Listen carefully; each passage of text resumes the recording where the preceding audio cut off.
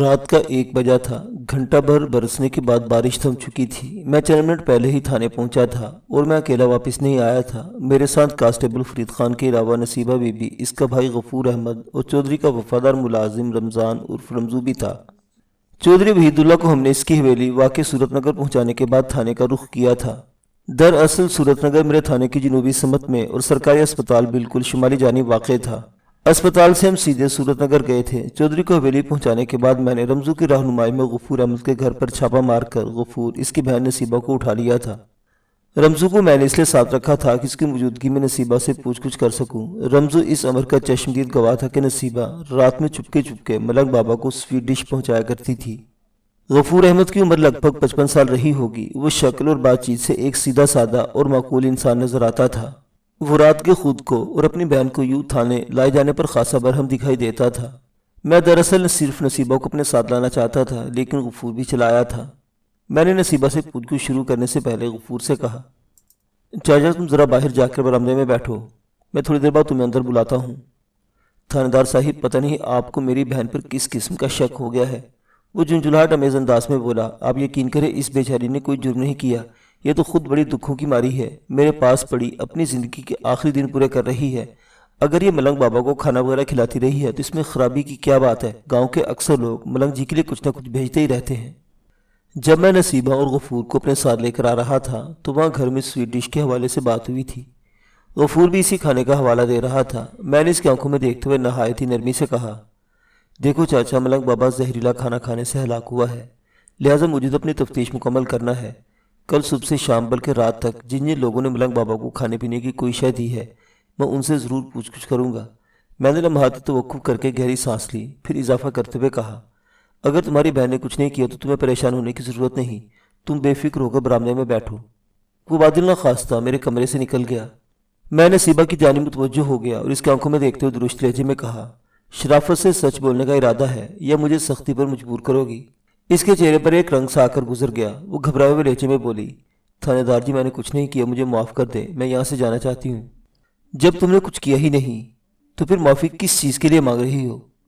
میں نے ٹٹولتی ہوئی نظر سے اسے دیکھا، اور یہ تمہارا رنگ کیوں اڑا ہوا ہے ہیں؟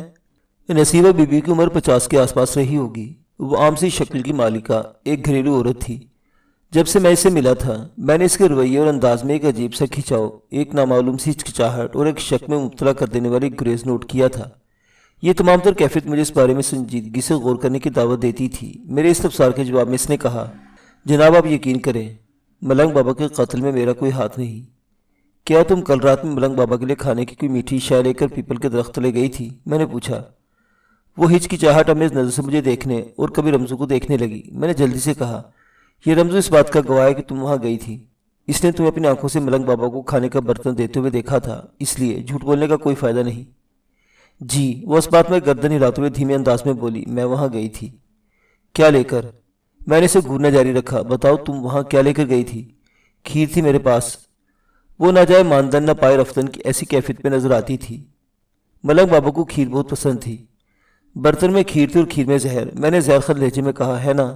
نہیں۔ اس نے نفی میں گردن ہلائی اور سراسیمہ نظر سے مجھے دیکھتے ہوئے بولی، میں نے ملنگ بابا کو زہر نہیں دیا، اس کی موت میں میرا کوئی ہاتھ نہیں، آپ چاہیں تو مجھ سے بڑی قسم لے لیں۔ اس کی موت میں نے اسی کے کہے ہوئے الفاظ کو طنزیہ انداز میں دہرایا، یعنی ملنگ بابا کے لیے تمہارے دل اور زبان میں اتنا بھی احترام نہیں کہ ان کی موت میں کہہ سکو؟ اور ہاں، میں نے لمحاتی توقف کر کے گہری سانس خارج کی، پھر اضافہ کرتے ہوئے کہا، نصیبہ بی بی، یہ بات اچھی طرح ذہن میں بٹھا لو کہ قانون کے سامنے چھوٹی بڑی قسمیں کھانے سے کام نہیں چلتا، یا ہر معاملے کو اپنے عمل اور ٹھوس ثبوت کے ساتھ ثابت کرنا پڑتا ہے۔ کچھ سمجھ میں آیا کہ نہیں؟ اس نے کوئی جواب نہیں دیا، خوفزدہ نظر سے مجھے دیکھتی چلی گئی۔ میں نے ٹھہرے ہوئے لہجے میں کہا، ملنگ کے پوسٹ مارٹم سے پتہ چلا کہ اسے کسی میٹھے کھانے میں زہر ملا کر کھلایا گیا ہے۔ سچ سچ بتا دو، حقیقت کیا ہے؟ تم عورت ذات مجھے سختی پر مجبور نہ کرو، تم پولیس کی کڑی تفتیش کے سامنے ٹک نہیں سکو گی، تم سوچ بھی نہیں سکتی کہ مجرم کی زبان کھلوانے کے لیے ہم کیا کیا طریقے اختیار کرتے ہیں۔ اگر تم اپنے بچہ چاہتی ہو تو قانون کے ساتھ تعاون کرو، اگر میرے ساتھ بھرپور تعاون کرو گی تو میں وعدہ کرتا ہوں تمہیں خاص الخاص رائے دلواؤں گا، بصورت دیگر تم سیدھی جیل جاؤ گی، اور یہ بھی ہو سکتا ہے کہ عدالت تمہیں پھانسی کی سزا سنا دے۔ میری اس نفسیاتی دھمکی کا اس پر خاطر خواہ اثر ہوا، وہ اچانک پھٹ پڑی، مگر بانداز دیگر۔ اس نے میری منت خوش آمد کی اور نہ ہی کوئی رائے حاصل کرنے کے لیے کوئی التجا۔ احتجاجی لہجے میں اس نے کہا۔ تھانے دار صاحب، مجھے اس بات کی قطعاً کوئی پرواہ نہیں کہ عدالت اس جرم پر مجھے کیا سزا سناتی ہے۔ میرا ضمیر مطمئن ہے کہ میں نے جو کیا وہ فیصلہ بالکل درست تھا۔ وہ ڈھونگی ملنگ اسی سلوک بلکہ اس سے بھی برے سلوک کا مستحق تھا۔ میں نے تو اسے موت کے گھاٹ اتار کر دکھوں سے نجات دلائی ہے۔ یہ گویا نصیبہ کے جرم کا اقرار تھا۔ میں نے فی الحال اسے بتانا ضروری نہیں سمجھا کہ اس بدبخت نے جسے موت کے منہ میں دھکیلا تھا وہ زندہ سلامت ہے۔ مجھے اس سٹوری سے بڑی دلچسپی تھی جس کی روح سے نصیبہ نے یہ خطرناک کوشش کی تھی، اور یہ دلچسپ سٹوری میں نے نصیبہ کی زبان سے سننا چاہتا تھا۔ میں نے رمضان اور فرمزو سے کہا تم اپنے گاؤں واپس جا سکتے ہو، اب یہاں پر تمہاری ضرورت نہیں۔ چودھری صاحب سے کہنا کہ کام ہو گیا ہے، باقی باتیں کل دن میں ہوں گی۔ میں نے لفظ کام پر خصوصی زور دیا تھا جس کا واضح مطلب یہ تھا کہ نصیبہ نے اقبال جرم کر لیا ہے۔ اس نے مجھے سلام کیا اور کمرے سے نکل گیا۔ باہر اس کا تانگا موجود تھا، لہٰذا رات کی اختتامی گھڑیوں میں رمزو کو تھانے سے صورت نگر تک سفر کرنے میں کسی دقت کا سامنا نہیں تھا۔ اس کے بعد میں نے نصیبہ کے بھائی غفور احمد کو اپنے کمرے میں بلا لیا تاکہ باقی کی پوچھ گچھ اس کے سامنے ہی ہو۔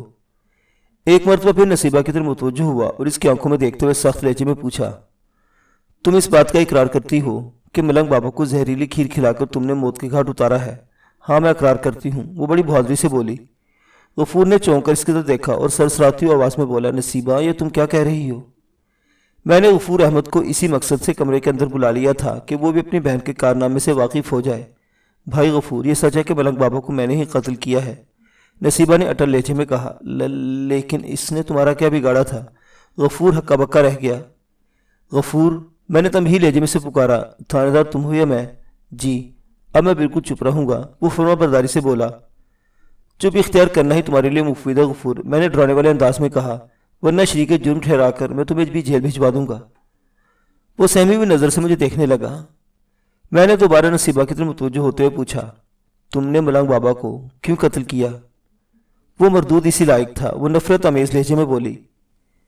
میں نے سوال کیا، ملنگ نے تمہیں ایسا کون سا نقصان پہنچایا تھا جو تم اس کی جان کی دشمن بن گئی؟ نقصان؟ وہ تلخی سے بولی، کوئی ایک نقصان ہو تو بتاؤں، اس منحوس نے تو میری زندگی اجاڑ کر رکھ دی تھی۔ غفور بے یقینی سے اپنی بہن کو دیکھتا چلا گیا۔ میں نے نصیبہ سے پوچھا، تفصیل سناؤ، میں حقیقت جاننا چاہتا ہوں۔ جناب یہ بڑی لمبی کہانی ہے، وہ بھائی کی طرف سے نگاہ چراتے ہوئے بولی۔ میں لمبی چوڑی کہانیاں سننے کا عادی ہوں نصیبہ، میں نے اس کی آنکھوں میں دیکھتے ہوئے کہا۔ اگر تم غفور کی وجہ سے کچھ کہنے میں ہچکچا رہی ہو تو میں اسے باہر بھیج دیتا ہوں۔ آپ غلط سمجھ رہے ہیں تھانے دار صاحب، وہ بڑے اعتماد سے بولی۔ میں نے ایسا کچھ نہیں کیا کہ بھائی غفور کے سامنے کسی ہچکچاہٹ یا شرمندگی محسوس ہو۔ تو پھر شروع ہو جاؤ، میں پوری توجہ سے تمہاری بات سن رہا ہوں، میں نے کہا، اور وہ شروع ہو گئی۔ یہ کوئی 4 سال پہلے کی بات ہے جب نصیبہ لائل پور موجودہ فیصل آباد کے گاؤں صورت نگر میں آ کر آباد نہیں ہوئی تھی۔ وہ اپنے گھر اپنے گاؤں میں رہتی تھی۔ اس کا گاؤں جمال پور ضلع جھنگ میں واقع تھا۔ وہ اپنی اکلوتی بیٹی فرد کے ساتھ ہنسی خوشی زندگی بسر کر رہی تھی کہ ایک روز سب کچھ بدل کر رہ گیا۔ نصیبہ کو پتہ چلا کہ فرحت کو گاؤں کے ایک گبرو سے محبت ہو گئی ہے۔ شکیل نامی وہ لڑکا بھی فرحت کو بے پناہ چاہتا تھا۔ جلدی ان دونوں کی محبت کے چرچے پورے جمال پور میں پھیل گئے۔ شکیل بڑا سمجھدار اور لائق لڑکا تھا، لہٰذا نصیبہ کو فرحت کی محبت پر کوئی اعتراض نہ ہوا۔ ہر ماں کی خواہش ہوتی کہ اس کی بیٹی کو سلجھا ہوا شوہر ملے۔ نصیبہ بھی یہی چاہتی تھی کہ شکیل اور فرحت کی جلد از جلد شادی ہو جائے۔ دونوں گھروں کی جانب سے رشتے کی بات خاصی آئے گی بھی بڑی، لیکن باقاعدہ منگنی سے پہلے ایک نیا طوفان اٹھ کھڑا ہوا۔ یہ طوفان جمیل کی وجہ سے آیا تھا۔ جمیل بھی جمال پور ہی کا رہنے والا تھا اور شکیل کا گہرا دوست تھا۔ دونوں میں اتنی مضبوط یاری تھی کہ لوگ ان کی دوستی کی مثالیں دیا کرتے تھے۔ گاؤں کا بچہ بچہ مانتا تھا کہ دنیا چاہے ادھر کی ادھر ہو جائے لیکن شکیل اور جمیل کے تعلقات میں کوئی فرق نہیں آ سکتا۔ اور یہ طوفان اٹھا تھا کہ ان دونوں کے بیچ فرحت ایک آزمائش کی صورت اختیار کر گئی تھی۔ اچانک جمیل کو بھی فرحت سے افلاطونی محبت ہو گئی تھی۔ شکیل نے جمیل کو ہر ممکن طریقے سے سمجھانے کی کوشش کی لیکن وہ کچھ بھی سمجھنے کو تیار نہیں تھا۔ اس کی بس ایک ہی ضد تھی کہ ہر قیمت پر اسے فرحت چاہیے، اور دلچسپ بات یہ تھی کہ فرحت جمیل کو بالکل پسند نہیں کرتی تھی۔ مطلب یہ کہ جمیل اسے شکیل کے دوست کے حیثیت سے تو قبول تھا لیکن وہ اس سے محبت نہیں کر سکتی تھی۔ اس کی محبت کا مرکز و محور صرف اور صرف شکیل ہی تھا۔ فرحت کی شکیل کے لیے دیوانگی کو دیکھ کر جمیل کو بہت غصہ آتا تھا۔ ایک روز اس نے شکایت بھرے انداز میں کہا، یار شکیل، تم دوستی کی خاطر میرا یہ چھوٹا سا کام نہیں کر سکتے؟ یار جمیل، میں تو تمہاری خاطر جان بھی دے سکتا ہوں۔ شکیل نے گہری سنجیدگی سے کہا، تم کون سے چھوٹے کام کی بات کر رہے ہو؟ مجھے تمہاری جان کی نہیں، تمہاری محبوبہ کی جان کی ضرورت ہے۔ جمیل نے اس کی آنکھوں میں دیکھتے ہوئے خود غرضانہ انداز میں کہا۔ کیا مطلب یار؟ شکیل الجھن زدہ نظر سے اسے دیکھنے لگا۔ مطلب بڑا واضح ہے شکیل، شاید تم جانتے بوجھتے بھی نہیں سمجھنا چاہتے۔ وہ گہری سنجیدگی سے بولا، میں فرحت کو چاہتا ہوں۔ لیکن وہ تمہیں نہیں چاہتی، شکیل نے دو ٹوکن انداز میں کہا، اور یہ بات تم بھی اچھی طرح جانتے ہو۔ اگر تم دوستی میں قربانی کے لیے تیار ہو جاؤ تو سب ٹھیک ہو سکتا ہے۔ میں قربانی دینے سے پیچھے ہٹنے والا نہیں ہوں جمیل، میں تمہاری دوستی پر 10 فرت نچھاور کر سکتا ہوں۔ شکیل جذباتی ہو گیا، لیکن میں دیکھ اور سمجھ رہا ہوں کہ میری یہ قربانی رائے گا جائے گی۔ فرت کے دل میں تمہارے لیے ذرا سی بھی گنجائش نہیں ہے۔ قربانی اگر خدا کو حاضر ناظر جان کر خلوص نیت سے کی جائے تو کچھ رائے گا نہیں جاتی، جمیل نے فلسفیانہ انداز میں کہا۔ گویا تم میری نیت پر شک کر رہے ہو۔ شکیل نے اسے گھورا اور اس کی طرف دیکھا۔ میں نے کبھی تمہاری نیت پر شک نہیں کیا شکیل، مجھے تمہاری دوستی پر ہمیشہ فخر رہا ہے، جمیل نے ٹھوس لہجے میں کہا، لیکن میں محسوس کر رہا ہوں کہ فرت ہماری دوستی کے بیچ ایک دراڑ کی طرح پیدا ہو گئی ہے۔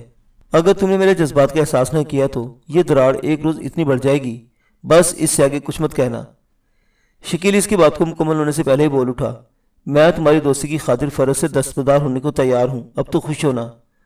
تم میرے سچے دوست ہو شکیل، جمیل نے فرد جذبات سے مغلوب لہجے میں کہا۔ فرض سے دستبردار ہونے کے ساتھ تمہیں ایک اور کام بھی کرنا ہوگا۔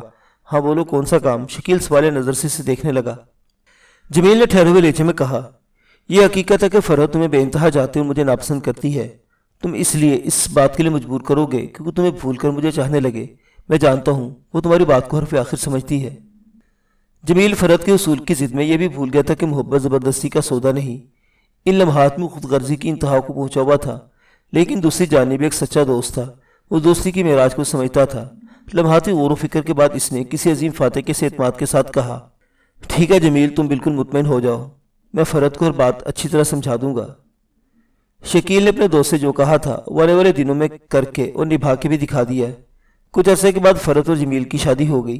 ایک جانب اگر شکیل نے دوستی میں قربانی دی تھی تو دوسری طرف فرحت نے اپنی محبت میں قربانی دے کر ایک یادگار مثال قائم کر دی تھی، لیکن اس عظیم واقعے کا نتیجہ بڑا سنگین برآمد ہوا۔